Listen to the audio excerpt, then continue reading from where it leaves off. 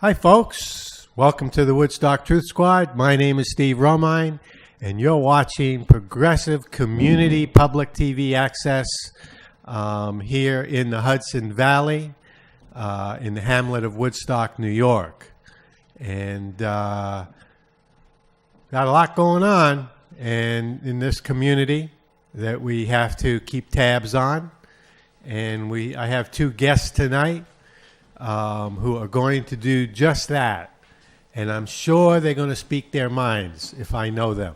Say the date. Could you say the date? Oh, and today's date is Wednesday, Wednesday the 15th of August. So thanks for tuning in. And in case this is the first time anybody's tuned in recently to the Woodstock Truth Squad, Wednesday night on the Woodstock Truth Squad is public be heard, not public be ignored, and you have 2 hours, not 2 minutes, to speak your mind. So welcome to the show for guests, and I have Joe Barton and George Conant on the show, and they're going to let you hear it. So here we go. Okay, and you notice the camera had to spin because we've been complaining for years about this studio and that only one camera works. And the town board don't pay us any attention. And so I've been saying for 7 years to this town board, for 7 years I've been doing shows here, and I've been saying that equipment here needs to be upgraded, needs to be repaired, and they have ignored me. Not even just ignored me. Jeremy Wilbur told me when they were doing the rebuild on the community center, which they turned into a theater, Jeremy Wilbur promised me that when they built the new studio, it was going to be bigger, better, and they were going to upgrade all the equipment for us. Well, that turned out to be a lie because they didn't do anything except move the old broken down equipment back in, you know.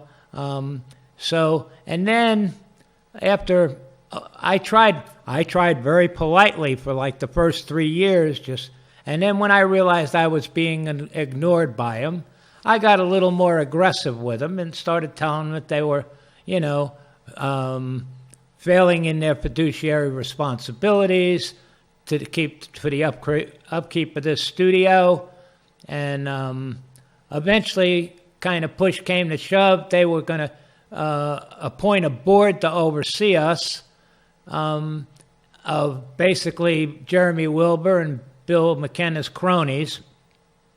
And they were going to oversee us. And thank God for Ellen Povell, who went to their little board meeting, their little meeting of the people who were going to oversee the producers. And she asked them plain outright, are you going to consult with the producers? And they said no. So what they really were was just a group that was going to dictate policies to us and not do anything to take care of the studio. When I found out that had gone down, and Ellen supplied me and Paula with all the rules that the studio has gone by for many, many years, we decided that we better form a board of producers, right? And we called all the producers together and said, we're going to have a meeting, and we're going to try to form a board and take control of the TV studio, since the town board has failed to take care of it in their fiduciary responsibility. So at the first meeting, I happened to be passing kidney stones and couldn't make it. Well, I got elected, except out of 10 people, 1 vote was no, but 9 people voted for me to be the president of the board of producers. Then Billy Mitchell was what was his job again? A secretary. He was to record all our meetings with a camera. And then, who else? Then Steve Romine at that time was vice. And then at that time, Steve Romine was elected vice president. A few months later, George Conant was elected treasurer. Yeah, and so now we had a board, and we were actually taking care of the studio. Paula was coming in here and sweeping and cleaning up, and we, the producers, were doing as best we could to jury-rig the equipment to make it work so we could do our shows. Under the limitations of no password to the computer given and no key to the door, the storage closet. Okay, but you didn't say that in the mic. Yeah, Can you repeat that? You want to repeat that, George?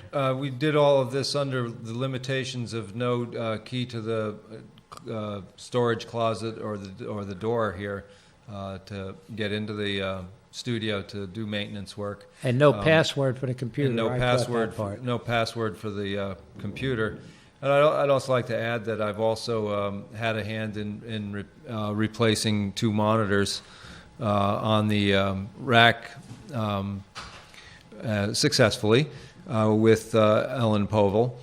And so it has been with care and respect that our current board of producers kept the TV station going and with original content flowing within those limitations.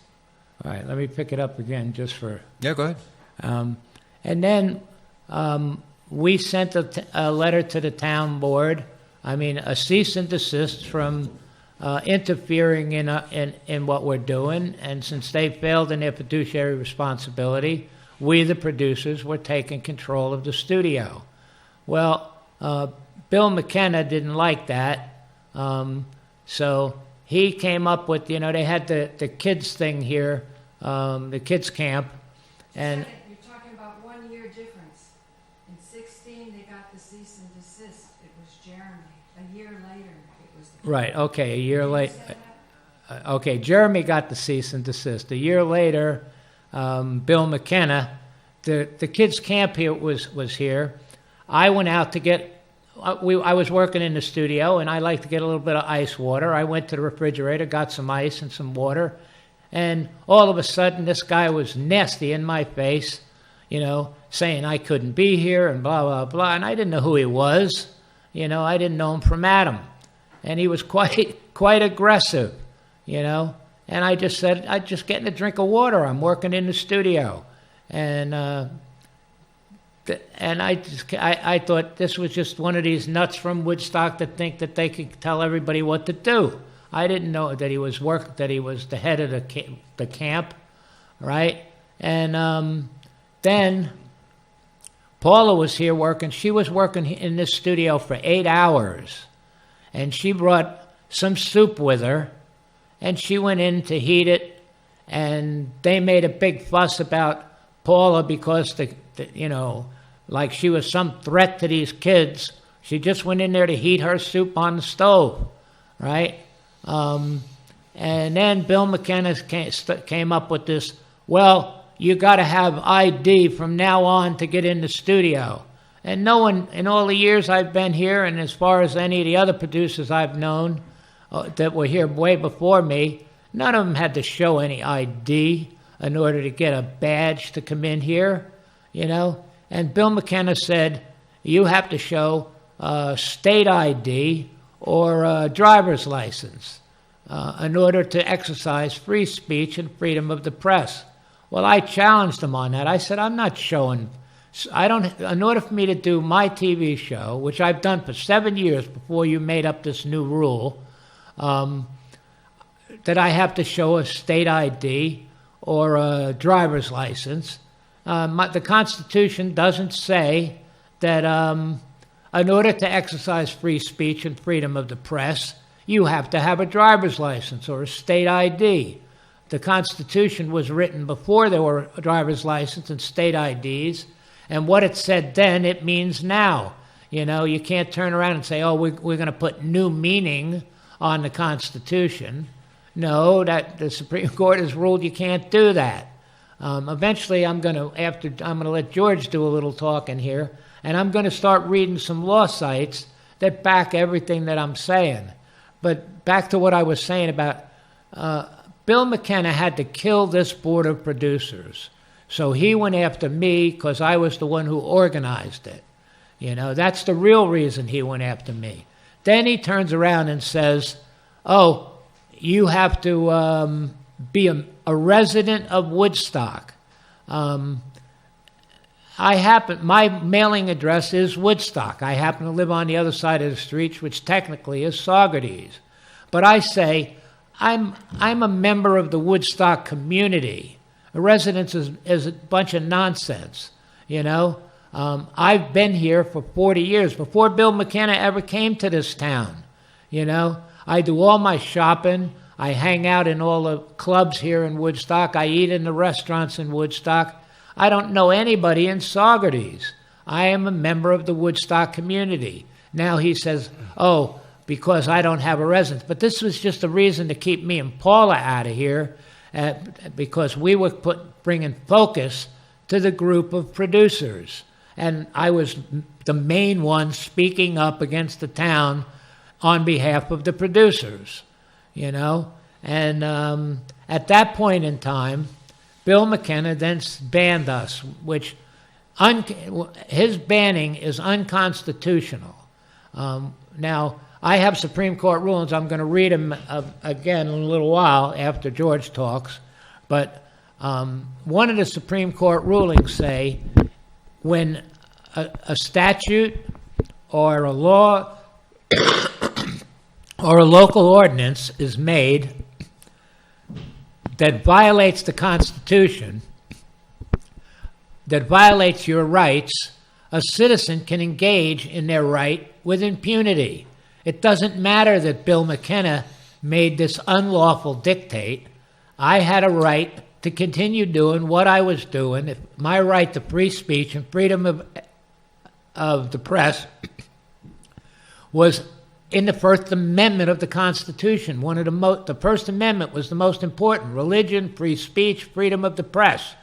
That was the first most important thing to the Founding Fathers as far as protecting our rights. Now, Bill McKenna now just swore an oath to protect and defend the Constitution in order to be the town supervisor, and now he's just violated the Constitution by making this dictate.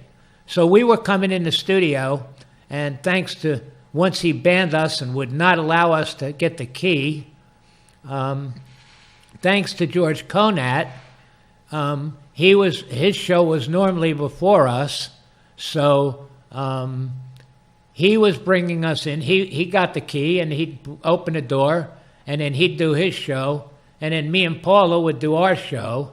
And because George was allowing us to come in the studio, Bill McKenna used his bogus, you don't live in Woodstock, you're not a resident of Woodstock nonsense, to deny George access. Now, George has been a member of the Woodstock community for a long time. He runs the local theater here. And at this point, I'm going to turn it over to George to say what you think about this whole situation. Before you do that, I just want, for the record, to know that on June 26th, 2017, we sent a letter to Tom Rutledge, who's the CEO of Spectrum. And we told Tom, among other things, because there was this thing about 2 accounts, but one very simple thing we told Tom Rutledge in June 26, 2017, was that the producers unanimously did not want Wi-Fi in the studio. And it was shortly after that all this badge stuff happened. Okay. And turn it over to George now. Righto. Yeah, there's a lot of things here. To just address the stasis that my show has gone into as I have to prove my residency with a notarized letter from one or more of my clients that say I have a place to stay in Woodstock. The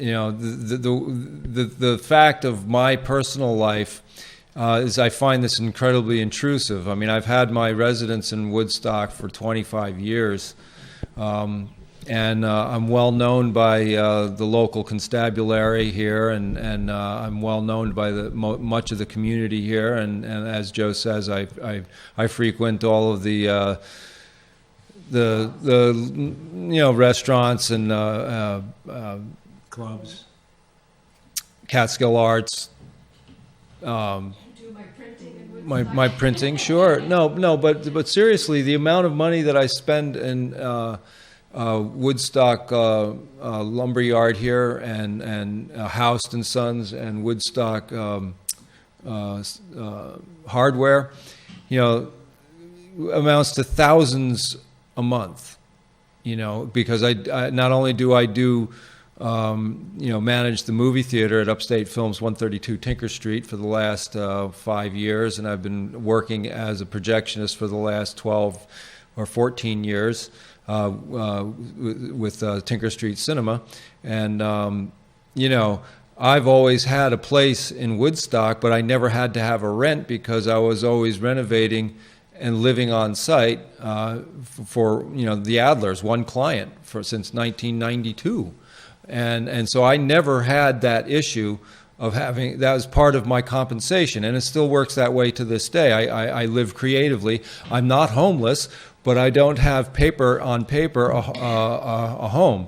And then about 3 years ago, my partner was attacked viciously, and I've discussed that on this show many times.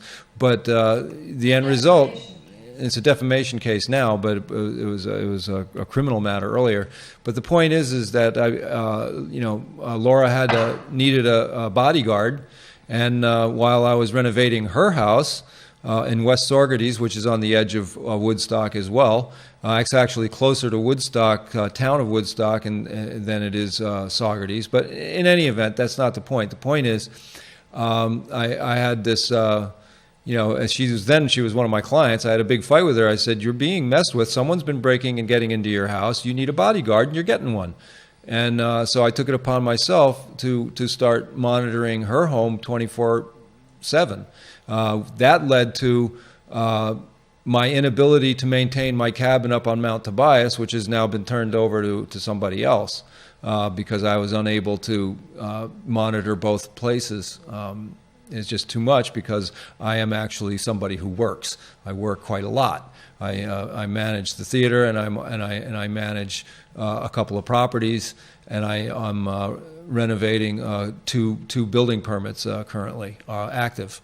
So, with all that in mind, what I have to say to Bill McKenna, you're scraping the peasants off the land because you're opening up the land to some commercial activity. This is what has come to me from Ellen Povell, and that the commercial interests are in direct competition with the producers who are the parties of real interest. The real interest parties here in this public access venue is producers who actually produce shows. And that is getting in front of the camera or presenting information and getting off the camera, and then,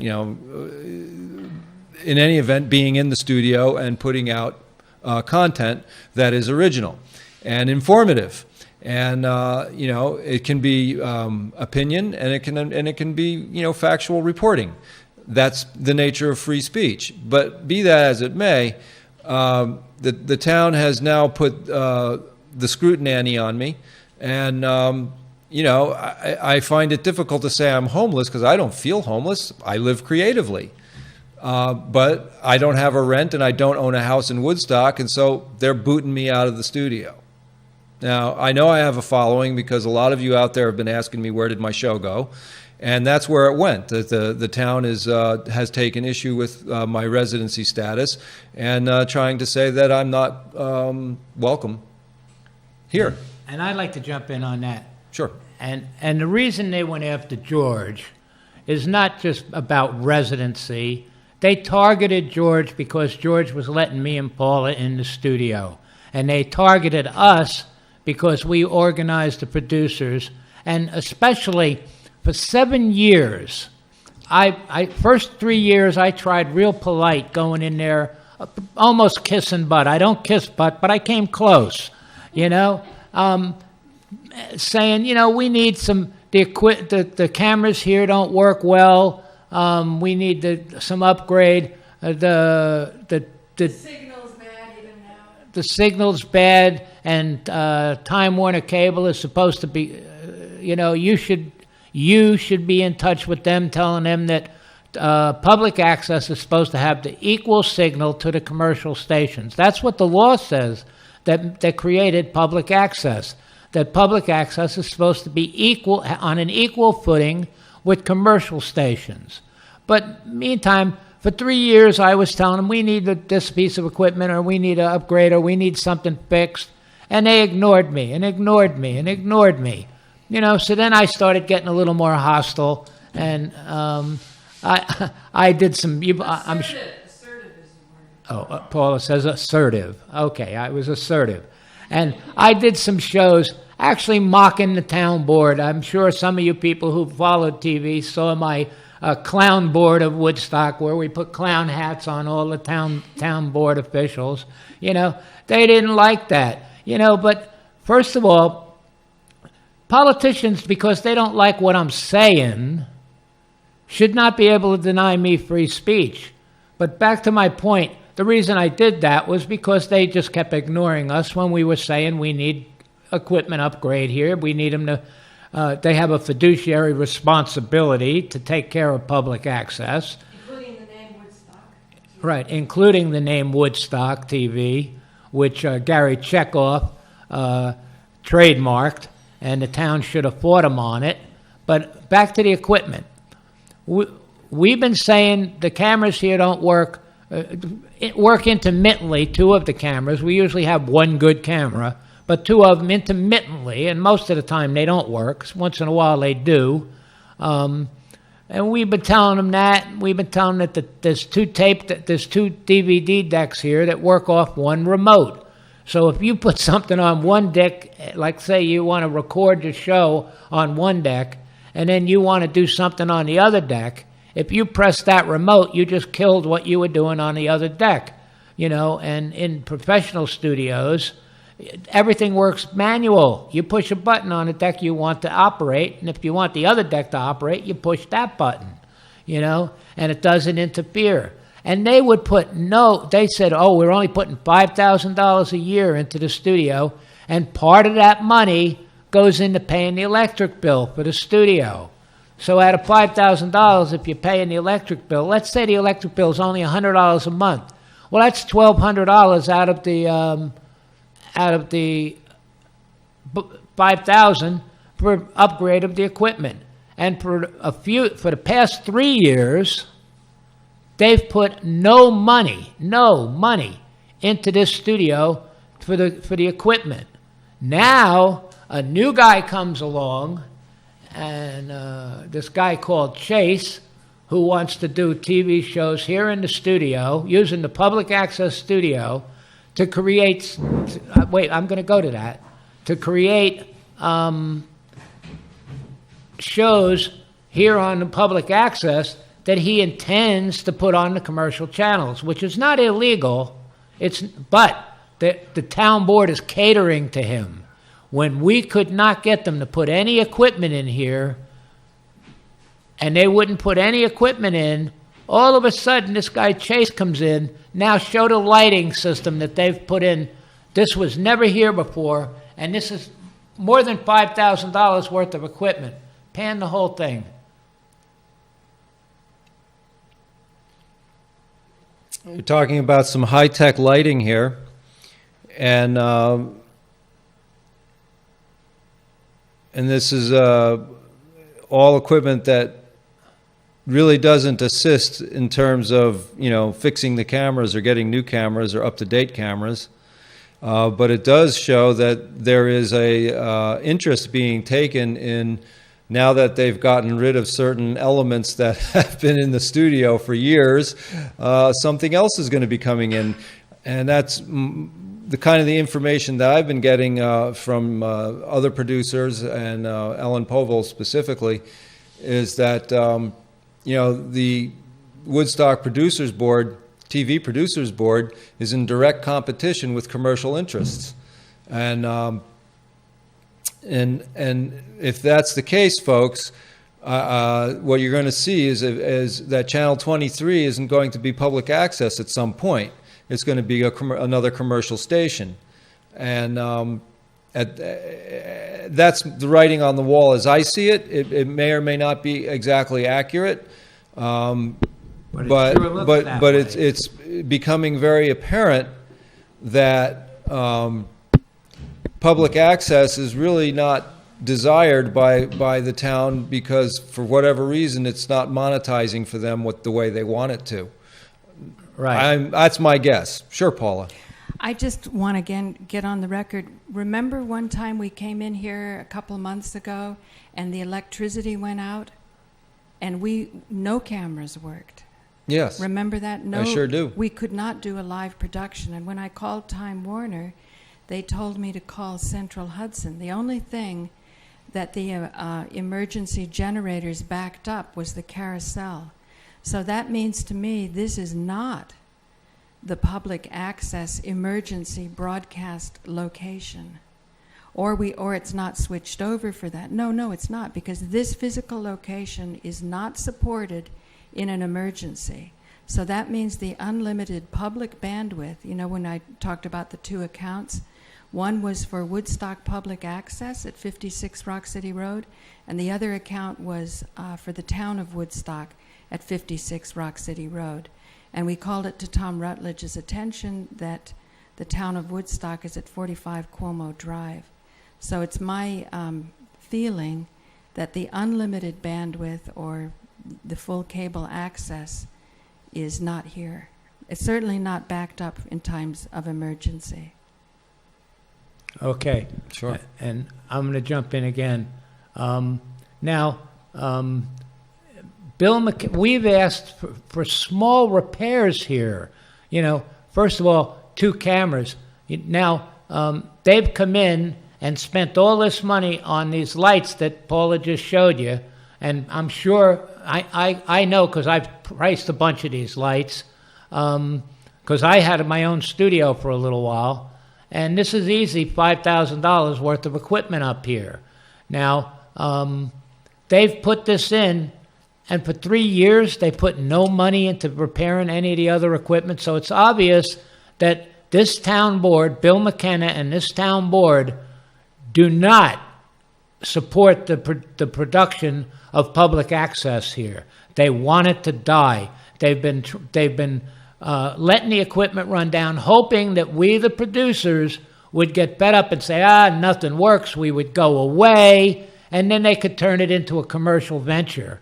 Like they did with the community center, folks. The community center used to belong to the community, and anybody in this community could rent when I rented it a couple times, a few years back, for $25, and they got a low bid of $900,000.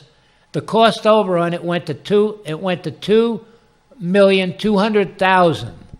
That's $1,300,000 over what the low bid was.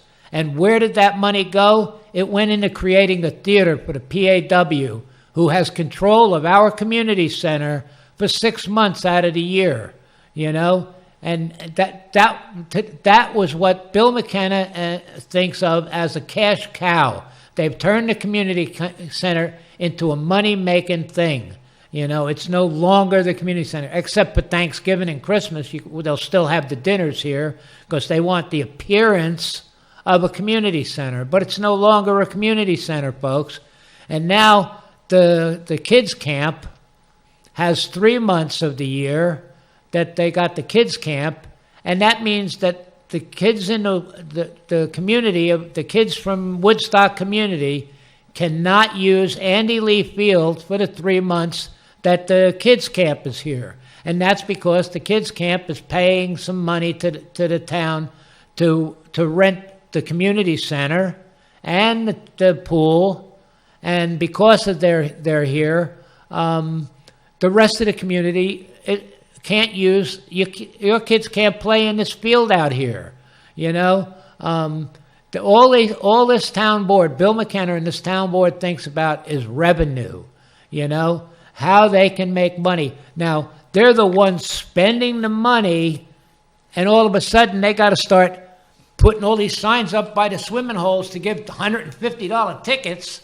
That $150 tickets are all to feed the town board so that they can spend more money on more projects and run the county into debt. And because I'm on that particular thing, there's this petition going around that we should turn the library over to the town board. I am 100% against that. I don't think that the people at the library board that's there could possibly be worse if they tried than the town board that we have. They did this community center, $900,000 low bid, went to $2,200,000, and then they floated a bond for it, which made it by 20 years, which makes it that the taxpayers are going to pay $4 million for the community center rebuild that was originally $900,000. If they had been frugal with the money they had, with the money they were getting from us in taxes, they would have just paid the $900,000, did a $900,000 low bid and not make it a theater, and then they would have saved the taxpayers $3 million over the course of 20 years. More than $3 million.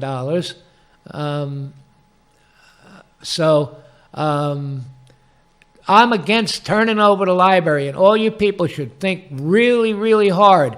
I know there's a big argument if we want to keep the original library and we don't want a new one. Well, you know what? There's mold all through that library. Do you really want your kids going to a library and maybe getting sick from the mold? There's not enough room in that library. I'd like to address something there. Okay. I'm a builder, and I got to tell you all something about mold. Right now we're in a period of extreme rain, and there's mold and mildew forming in new buildings and old buildings alike.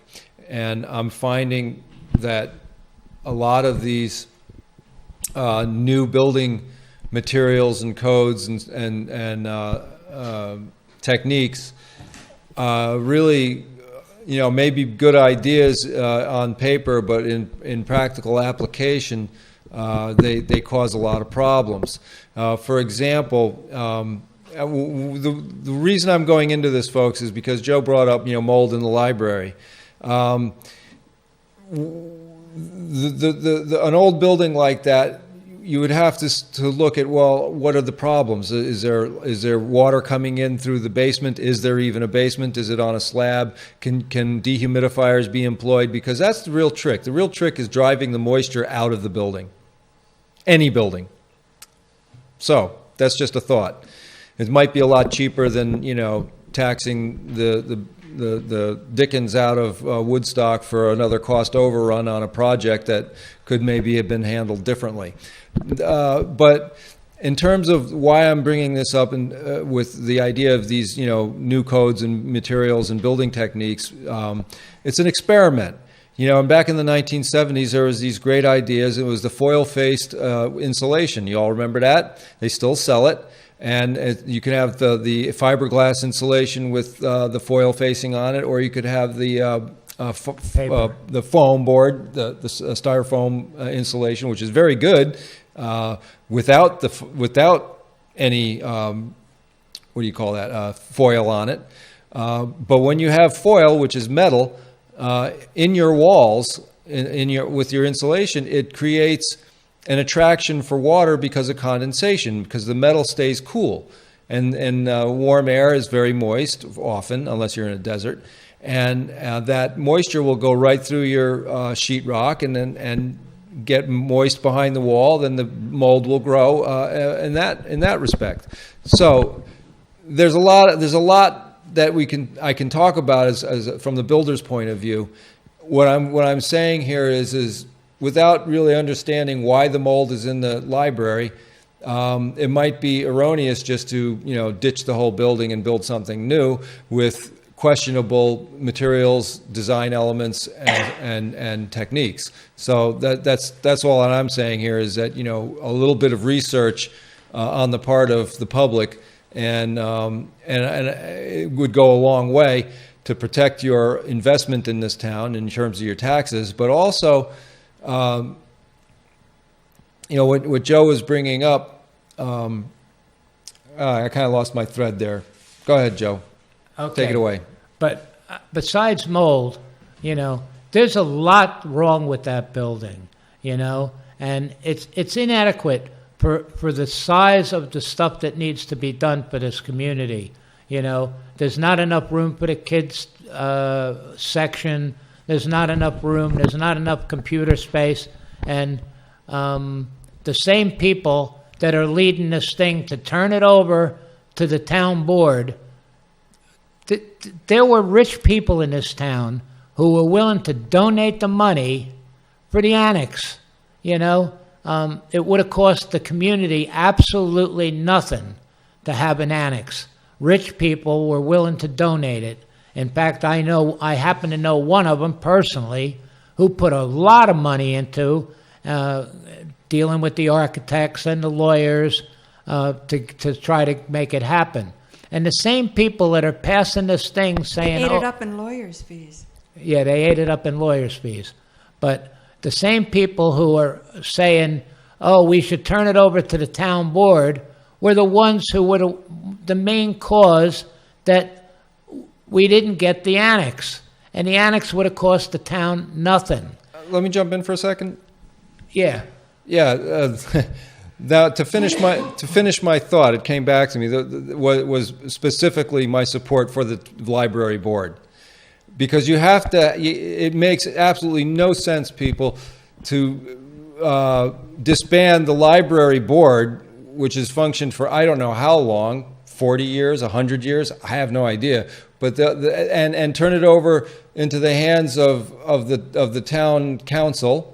I think that's the official word, isn't it? It's not the town board; it's the town council, right? Well, that's what. Yeah. All right. So turning the library board over to the responsibilities and duties to the town council is consolidation of responsibilities that the town really shouldn't be participating with on that level, just like it's not supposed to do that with the TV studio. It's the same thing. They're getting rid of the TV producers board, and now they want to get rid of the library board, when these are the real operating nuts and bolts of a representative community. Not, I don't like the word democracy because it's mob rule, and that's not what we have in this country. It's a representative government, and we have to have a division of powers and delegation of powers to the appropriate boards. It's a republic. Oh, hang It's on. a republic, yes. Yeah. I just want to say something. This might be a good opportunity for Steve to roll in something that he's just showed me. And here. You're going to put me on? No, I'll put on what you're looking at. Okay. Okay, take a look at this, guys. Oh, is it on the screen? It's on screen. Okay. You should read it as you're... Yeah, well, here's what we got. Look, the public and broadcasting. How to get the most service from your local station. Okay? Beautiful. And here's an interesting chapter that I think everybody in this room should take notice, let alone the public. And that is, I'm getting there. Hold on. Yeah. And let's see. That is right here. Okay. The local public inspection file. Okay? Requirement to maintain a public inspection file at every public broadcasting station.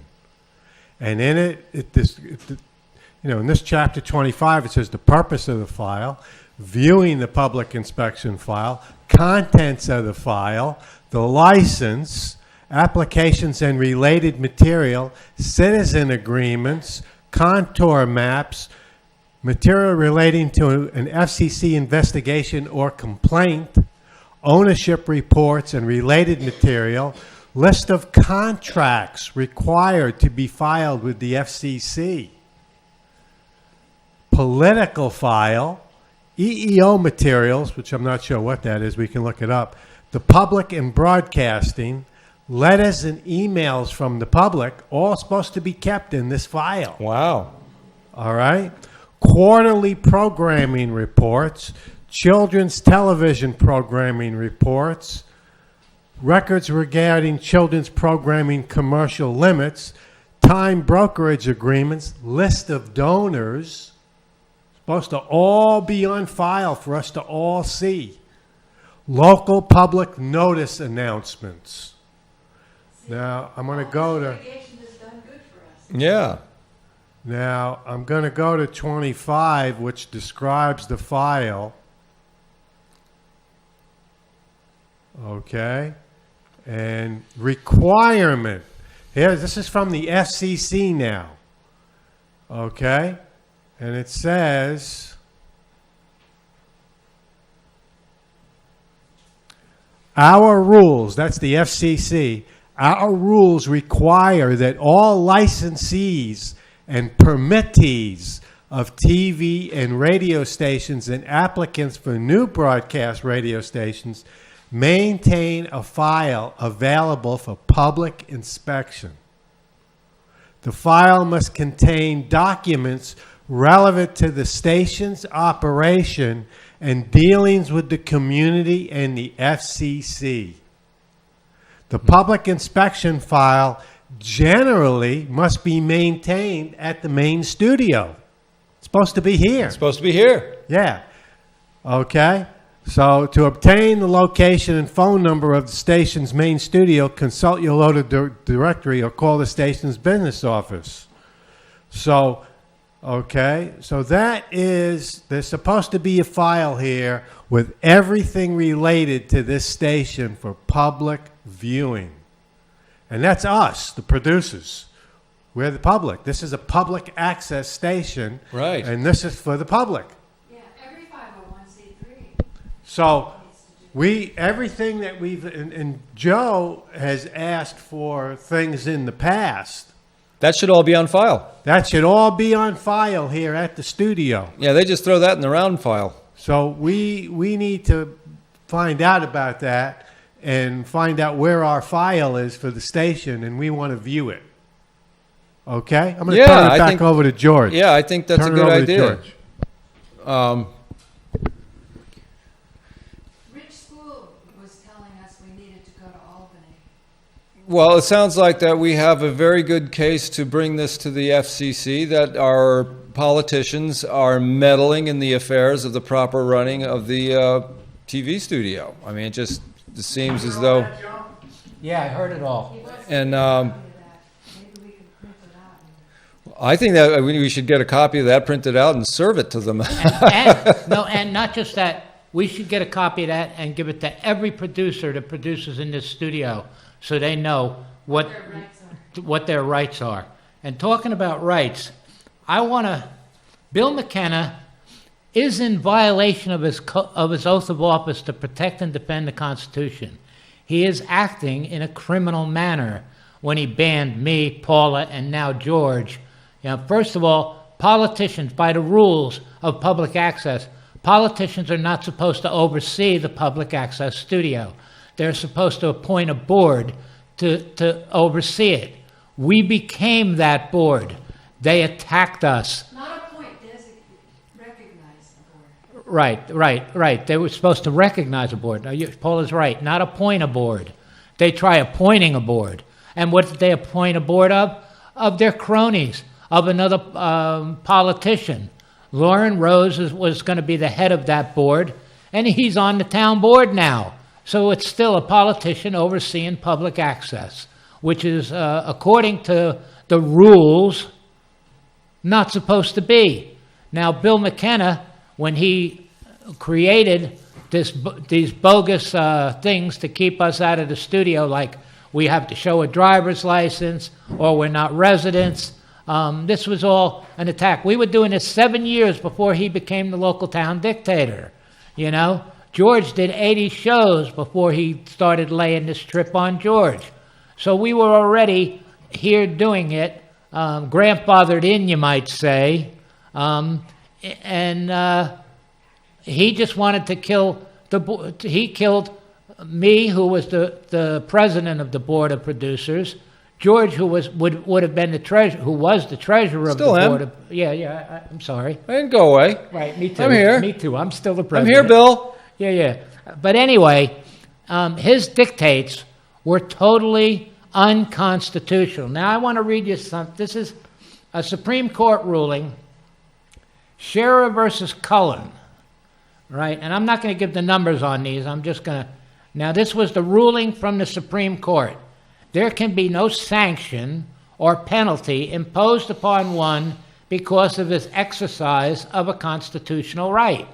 And our rights to free speech and freedom of the press, he's sanctioning. He's making penalties against us using our rights, asserting our rights. Now, I have other ones here. Let me see what. Color of law. Now, color of law, this is the definition. The appearance or semblance without the substance of legal right. Misuse of power possessed by virtue of state law and made possible only because the wrongdoer is clothed with authority of state is action taken under color of law. So Bill McKenna does not have the authority to make these dictates or to make these rules or to ban us from the studio. He's acting under color of law, folks. I got another one here. Now, remember I said even after Bill McKenna said we were banned from the studio, we still came in and produced our shows against his ban, right? And it goes, and here's another one by the Supreme Court. Where rights secured by the Constitution are involved, there can be no rulemaking or legislation which would abrogate them. And that's a very famous one. That's Miranda versus Arizona. I got some more here. Now, a law repugnant to the Constitution is void of law. That's Marbury versus Madison. That's one of the oldest Supreme Court rulings. That goes all the way back to George Washington's time. And here's another one. There can be no sanction or penalty imposed upon one because of his exercise of constitutional rights. So the fact that I came in here against his dictates and produced my shows anyway, I had every right to do that. And he can't sanction me or impose any kind of penalty on me for doing that. I got some more here. Oh, as a matter of fact. No state shall Second joke, Clayton Keefe even acknowledged that. He said he was keeping his men out of what was going on between the producers and the town board. So he recognized that. Yes, but unfortunately, Clayton Keefe also told me that when I told him that he should give us the key, and Bill McKenna told him he can't give us the key, I said, you should just give us the key because he's violating the Constitution. And Clayton Keefe said to me, well, he can fire me, you know. And I told Clayton, you know, well, when someone gives you an order to violate someone's constitutional rights, you have every right, or you actually have a duty to say, I'm not going to enforce that dictate of yours. Can you hold the thought? Yeah. That's a real interesting point you just brought up. All right, now Clayton Keefe is saying that if he just lets the producers have the key on whatever schedule, say, the station manager, who I believe is Ellen Povell, puts together, she puts the scheduling together, that Bill could fire our chief of police. That's what he said. For turning over the key to the producers, or through the aegis of the producers, and that's as it's supposed to be. So that says to me that there's some strong arm going on here behind the scenes where Bill McKenna has got a heavy trying to manipulate the situation of public access for some other agenda than public access. And he's a, To finish my thought, Joe. Go ahead. So for whatever that reason is, for Clayton to be worried about his job,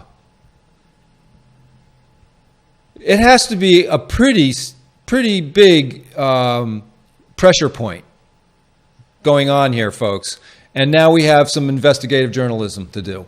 and now I'll let it turn it over to you, Joe. And also, I want to comment on that. The fact that Clayton said that Bill McKenna would fire him for giving us the key shows this Bill McKenna is a power-mad person. Do we really want this guy as our town supervisor? In charge of the library? He's violated, and in charge of the library. He's violated our rights, our constitutional rights to free speech and freedom of the press. He's made attacks on Paul and me and George, you know. And now the chief of police says he understands about our rights. I had a long talk with him, and he said he understands about our rights, but they could fire him. Well, in a lot of ways, I can really sympathize with our chief of police. Being a Vietnam veteran, I know what it's like when you're in a position. I was in Vietnam, and we were doing some things that I was really ashamed of, that was against my moral code. And I reached a point where in the military, if you don't follow orders, you wind up in the brig, you wind up in jail. And you get shot. Right, and you could get shot. And I reached a point where I decided, after seeing us blow up villages, killing women and children, I decided no longer am I going to be a party to this. I'm just not going to do it. I'm going to sit down. I'm not going to be any party to this. And lucky for me that the very next day, our ship left Vietnam. And it never came to me actually having to test it and press it. So I was lucky. But I understand what a person in uniform who has to follow orders from higher up and has a lot of responsibility to other people above them. So I can sympathize with Clayton, even though I may disagree. He has the right. You know, in Nuremberg, the courts decided that if someone gives you an order to violate someone, like put them in the ovens, you have a right and a duty to say, no, I'm not going to do that. And if you go along with it, you're culpable. And if you refuse to do it, you can't be held accountable for refusing that order. And in this country, if our military was told to do an unconstitutional act, say our military was told to make war on the American people, that's unconstitutional. I have every respect for our military, and I think our military would stand down, not follow that order, and probably arrest a person, which they have the authority to do, who would give such an order. Well, Bill McKenna, Clayton Keefe could say to Bill McKenna, I refuse to violate someone's rights, and if you want to fire me, you fire me, and I'll take it into court, and I'll win because you can't make me do an unconstitutional act. So that's what I said to Clayton Keefe in that situation. But I want to go back to some of these things. Now, freedom of speech and freedom of the press are inalienable rights. They're in the Constitution. They're the First Amendment, completely protected. And Bill McKenna is now denying us free speech and freedom of the press here in this studio. And he wanted us to get a license in order to exercise our right to free speech and freedom of the press. Well, here's a Supreme Court ruling, and this is one of my favorite. No state shall convert a liberty, the right to freedom of press and freedom of speech, no state shall convert a liberty into a privilege, which Bill McKenna is doing, license it, and attach a fee to it. In order to get a license, I have to pay a fee, or in order to get a state ID, I have to pay a fee. So, and that's Murdoch versus Penn, and that was in 1943. That's a Supreme Court ruling. And under our form of law, Supreme Court rulings are controlling. They dominate. If you go into court and they're using some local ordinance, and you say, yeah, but the Supreme Court ruled that that ordinance is unconstitutional, well, the Supreme Court ruling trumps any local ordinances. So Bill McKenna's local ordinance is trumped by these cases that I'm reading you here. Now, here's another one. If a state converts a liberty into a privilege, which that's what Bill McKenna's doing, taking our liberties, which is our right to free speech and freedom of the press, and he's saying they're a privilege, right? So if a state converts a liberty into a privilege, the citizen can engage in that right with impunity, which is what we've been doing by coming in the studio against his dictates. And that's Shuttleworth versus Birmingham. And that was in 1969. And these cases have not been ever overturned by the Supreme Court. And I got a bunch more, but those basically cover. John Jordan turned around and said, in one of his emails, sucking up to Bill McKenna, that that our rights to be in the studio is a privilege, which it's not a privilege. Public access is the voice of the people. Any person in this community, any person in this community can come into this studio and say what they have to say. And I wish the people from the library board would come in here and really tell the public exactly what they think. And I wish the people...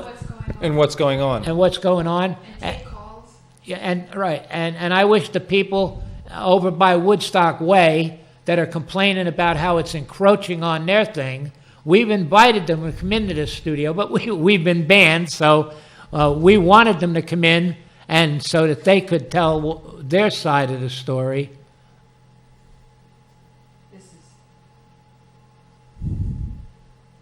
You can keep going if you want. Okay, now. Ooh. Now, this studio being free public access for anyone in the community to be able to come in here should be unhampered by local politicians. And Bill McKenna has attacked me specifically because I've pointed out some of his faults. Steve wants to say something.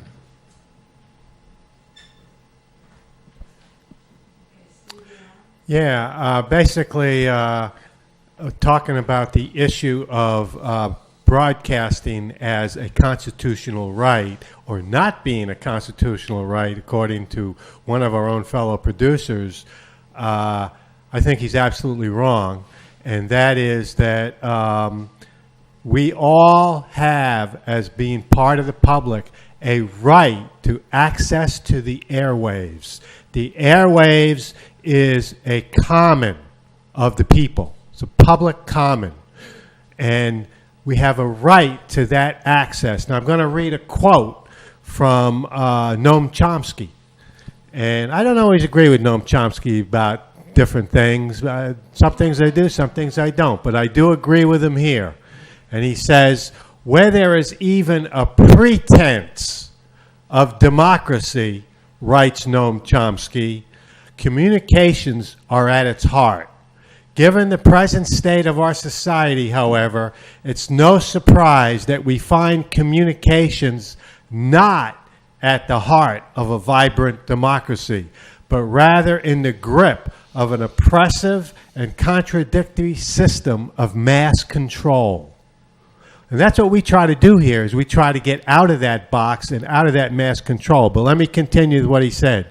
Nowhere is it more evident than in the community struggle for access to the airwaves and the corporate government control to crush it.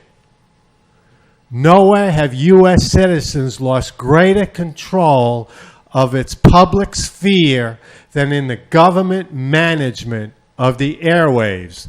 The government is supposed to be representing us, and the airwaves belong to us, not to them. They don't tell us, yes, you can have it, no, you can't have it. They have to make it available to us. And the FCC's, one of their duties is to make public access available to us because it's so important in a democracy, whether it be on a federal level, a state level, or a community level. And so just like Joe is saying, politicians cannot restrict the use of the public's airwaves. They can only help in making it happen so that you have access, Facilitate. not so that you can't have access. That's all I wanted to say. Yeah. And that's exactly what Bill McKenna has been doing here, you know, and that's why I am so against this guy. He has become the local dictator here in Woodstock, and the town board who's around him are a bunch of yes men. So Bill McKenna calls the shots, and they all go along with anything he's saying, you know. Everything they're doing here in this studio is illegal, even criminal, you know. Now, I decided I wasn't going to stand for this, my rights being violated. There's no way. I will always fight for rights, and not just mine, but for anybody else's, you know. And there's people in the community here that'll vouch for what I'm saying on that one, because I've helped them fight their court battles. Bill McKenna is now, we've been saying for years, we need equipment fixed, we need this, we need that. They've purposely let the equipment run down because they want the demise of this studio. And now the fact that Paula has to turn this one camera in order to show everything that's going on here. If Steve wants to talk, he got to turn it to Steve. If I want to talk, normally in this studio there would be 3 cameras, 2